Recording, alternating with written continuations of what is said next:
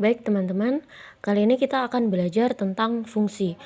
Nah, sebelum kita belajar tentang fungsi, kita akan berbicara dulu tentang relasi.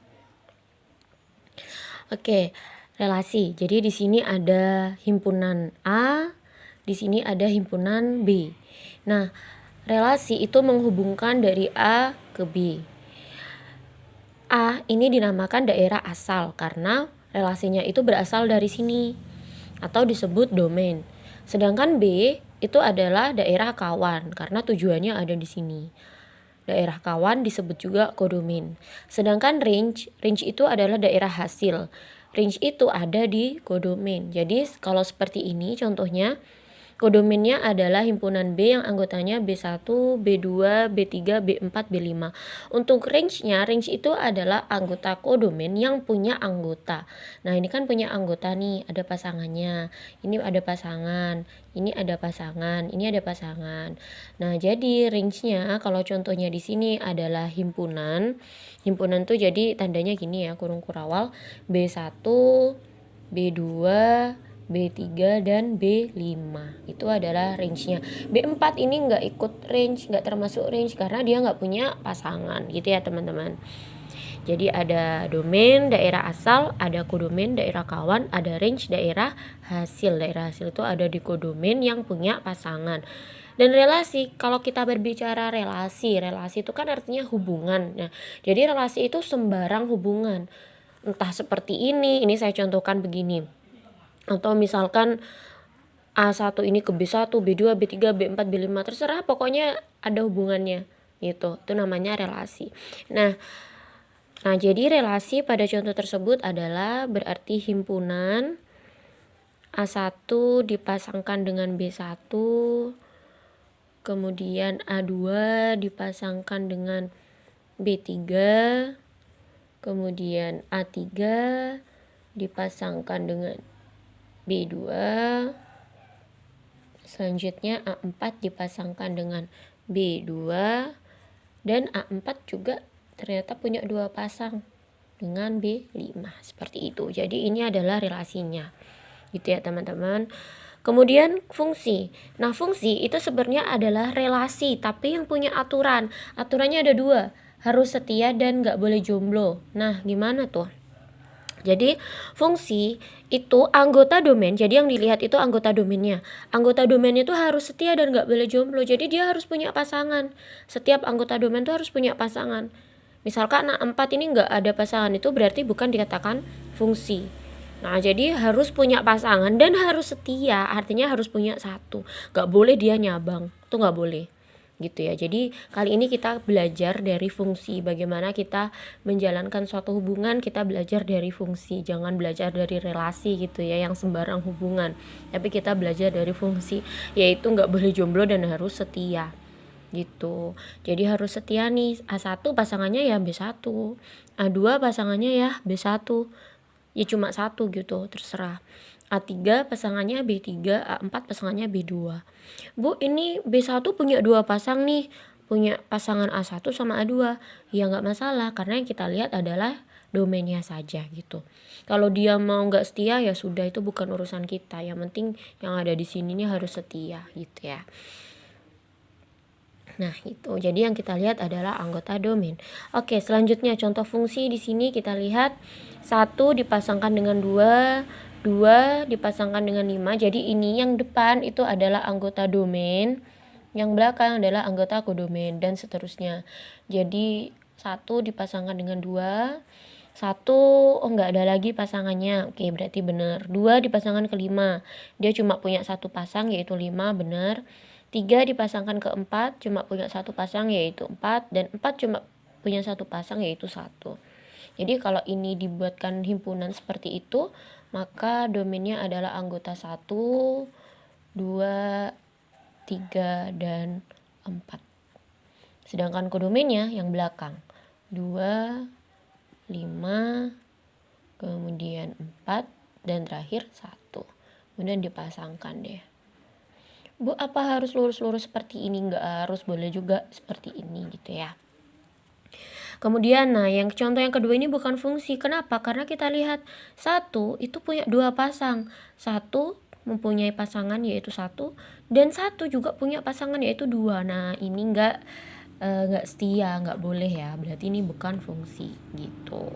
Kemudian, nah ini adalah bentuk lain. Jadi fungsi ini membacanya fungsi memetakan dari A ke B. Jadi fungsi itu membawa dari himpunan A domainnya ke himpunan B kodomen dengan fx sama dengan 3x plus 1. Jadi setiap anggotanya A itu diganti di sini, di x-nya masukkan ke sini. A-nya ada 1, 2, 3. Berarti kita masukkan untuk x-nya 1, kita masukkan ke sini. 3 kali 1 sama dengan 3 tambah 1, 4. Jadi 1 pasangannya ke 4.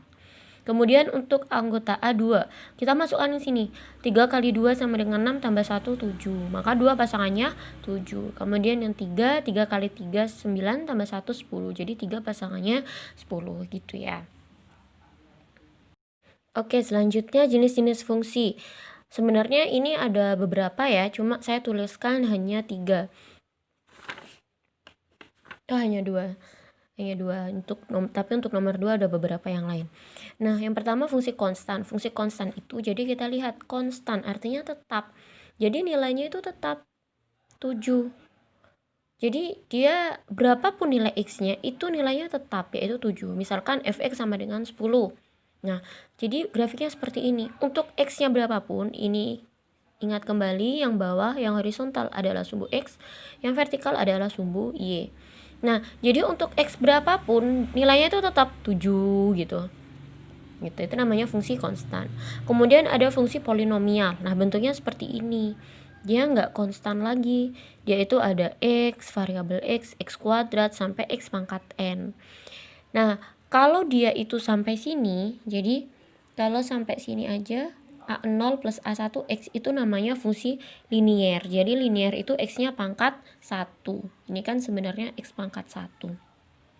Contoh Y sama dengan 3 plus 4X. Nah, menggambarnya itu bentuknya seperti ini. Kalau fungsi linier itu lurus gitu. Bisa ke atas, bisa ke bawah gitu. Pokoknya lurus, tapi nggak tetap ya. Jadi lurus, bisa ke atas, bisa ke bawah. Nah, ini kan miring, itu namanya gradien atau kemiringan. Simbolnya adalah B, ini juga ini B. Kemudian ini A. A itu adalah jarak dari titik 0,0 ke sumbu Y-nya ini. Jadi perpotongan dengan sumbu Y. Ini adalah A, 3 ini. Gitu. Nah, kemudian ada fungsi kuadrat. Kalau linear tadi sampai x pangkat 1, kalau kuadrat itu sampai x pangkat 2. Grafiknya seperti ini. Jadi nggak lurus lagi ya, tapi bentuknya parabola gini. Bisa menghadap ke bawah, bisa juga menghadap ke atas. Itu tergantung fungsinya. Oke, selanjutnya saya akan menjelaskan yang pertama tentang fungsi linier. Bentuknya kita tahu A plus BX. A itu ya sebuah angka gitu. B juga sebuah angka. Di sini X. X ini namanya variabel. Gitu. Kalau B ini namanya koefisien. Jadi koefisien itu adalah angka yang mendampingi variabel. Gitu. Kalau A itu namanya konstanta. Konstanta itu yang nggak punya variabel. Kan dia nggak ada variabelnya kan. Dia cuma berdiri sendiri. Itu namanya konstanta. Nah, untuk menggambar fungsi linier, kita lihat bahwa kita cari dulu gradiennya. Gradien itu adalah kemiringannya. Ini kan miring. Nah, kemiringannya itu berapa? Itu namanya gradien. Gimana rumusnya? Rumusnya adalah Y2 min Y1 per X2 min X1. Gitu. Jadi misalkan ini ada 2 titik. Titik pertama dan titik kedua. Nah, titik pertama ini koordinatnya adalah X1, Y1. Koordinat titik kedua adalah X2, Y2. Nah, nanti masukkan ke rumus ini. Itu nanti ketemu gradiennya. Kemudian, jika grafik fungsi melalui titik X1, Y1 dan X2, Y2, maka fungsinya adalah seperti ini. Kita langsung saja ke contoh soal. Oke, pada awal tahun harga pupuk urea per kilogram naik secara kontinu Rp200 setiap bulan. Nah, jadi naik Tiap bulan naik 200, 200, 200.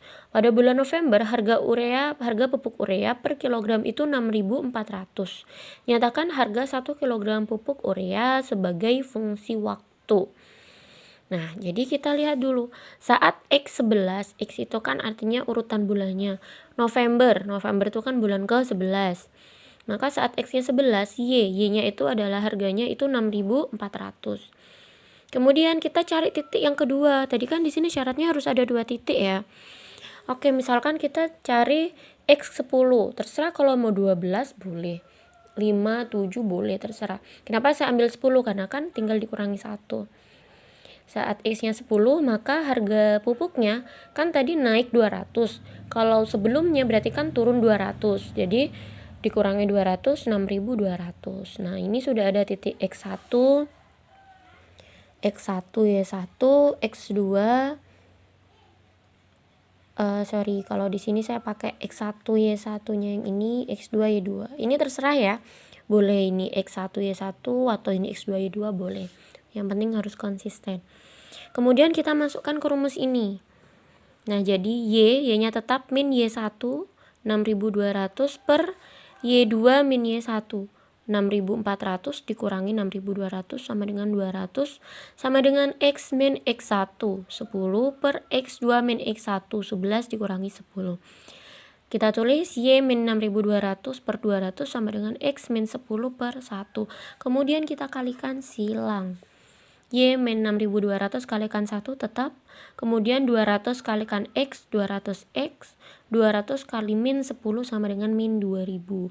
Kemudian min 6.200 kita pindah ruaskan. Kalau pindah ruas artinya berubah tanda. Yang awalnya min jadi plus. 6.200 tambah min 2.000. Jadinya 4.200. Jadi Y sama dengan 200X plus 4.200 dengan X adalah urutan bulan dan Y adalah harga. Nah, jadi ini adalah fungsi waktu. Misalkan kalau teman-teman mau masukkan, saya mau tahu bulan Januari. Bulan Januari di tahun yang sama ya. Bulan Januari itu kan X-nya berarti 1. Nah, kita tinggal masukkan di sini. X-nya 1, 200 kali 1, 200 tambah 4.200, 4.400. Jadi, saat bulan Januari harga pupuk ureanya yaitu 4.400 gitu. Jadi kita nggak usah ngurangin dari 6.400 kurangi 200 kurangi 200 kurangi 200 lagi sampai ketemu bulan Januari gitu. Tapi kita cukup memasukkan di fungsi ini. Itu fungsinya seperti itu, teman-teman. Jadi maksudnya itu gitu. Misal kalau teman-teman mau nyari harga pupuk urea di bulan Agustus tahun berikutnya, ya tinggal kita hitung. Berarti urutannya berapa? Misalkan kalau November 11 berarti kan Desember 12. Kemudian Agustus itu kan bulan ke-8 tahun berikutnya. Jadi 12 ditambah 8 20. Nah, tinggal kita masukkan di sini 20. Nanti ketemu harga pupuk urea di bulan Agustus tahun depan. Jadi teman-teman nggak usah ngitung 6.400 tambah 200 lagi tambah 200 tambah 200 gitu ya. Nah, kemudian ini yang ditanyakan pada permulaan tahun. Nah, tinggal kita masukkan X-nya 1 tadi ya. Jadi 4.400 seperti itu. Kemudian contoh lain. Bila diketahui fungsi permintaan yaitu min 2PQ plus 12, fungsi penawarannya 2PQ min 3. Carilah titik keseimbangan. Titik keseimbangan itu saat permintaan sama dengan penawaran. Jadi saat min 2PQ plus 12 sama dengan 2PQ min 3 gitu. Disamakan, ini sama-sama PQ, jadi ini variabelnya PQ ya. Biasanya cuma satu angka, ini dua huruf, sorry. Kemudian kita samakan ruasnya, yang punya PQ kita satukan ruasnya, samakan ruasnya di sini. Min 3 kita pindah jadi 12, min awalnya min jadi plus, 2PQ yang awalnya min 2PQ jadi 2PQ. PQ sama dengan 15 per 4. Kita masukkan, jadi fungsi permintaannya adalah kita masukkan PQ-nya 15 per 4, min 2 kali 15 per 4 plus 12 sama dengan 4,5. Kemudian penawarannya 2 kali masukkan PQ-nya 15 per 4, min 3 sama dengan 4,5. Jadi titik keseimbangan pasar adalah pada titik 4,5. Selanjutnya fungsi kuadrat. Jadi sudah saya singgung tadi ya, fungsi kuadrat itu bentuknya seperti ini. Jadi pangkat tertinggi x-nya adalah x pangkat 2. A-nya nggak boleh 0 karena kalau A-nya 0 berarti ini 0. Jadinya fungsi linier dong gitu. Nah, puncaknya. Jadi kan fungsi kuadrat itu tadi gambarnya itu kan parabola. Ada puncaknya. Bisa di atas, bisa seperti ini. Nah, koordinat puncaknya itu adalah min B per 2A, 4AC min B kuadrat per 4A. A, B, C-nya diambil dari sini. Ini adalah koordinat sumbu X, ini adalah koordinat sumbu Y. Contoh, gambar sketsa grafik min X kuadrat plus 6X min 5. Caranya, yang pertama kita tentukan titik potong dulu. Tentukan titik potong dengan sumbu X, tentukan titik potong dengan sumbu Y, kemudian tentukan titik puncak. Jadi 3 langkah itu. Yang pertama, titik potong dengan sumbu X itu berarti Y-nya 0. Jadi dibalik ya. Kalau titik potong dengan sumbu X, Y-nya yang 0. Titik potong dengan sumbu Y, X-nya yang 0. Nah, kalau Y-nya 0 kita masukkan di sini. Y-nya 0. Maka di sini 0 sama dengan min X kuadrat plus 6X min 5. Kemudian kita faktorkan.